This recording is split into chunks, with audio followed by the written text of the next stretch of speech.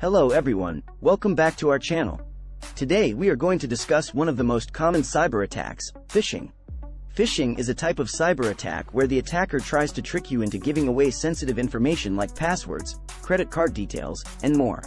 There are several types of phishing attacks, including spear phishing, whaling, and smishing.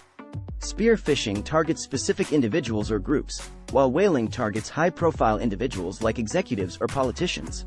Smishing, on the other hand, uses text messages or SMS to lure victims. So, how can you prevent falling victim to a phishing attack? First and foremost, always double-check the sender's email address and be wary of unsolicited emails or messages. Do not click on links or download attachments from unknown sources.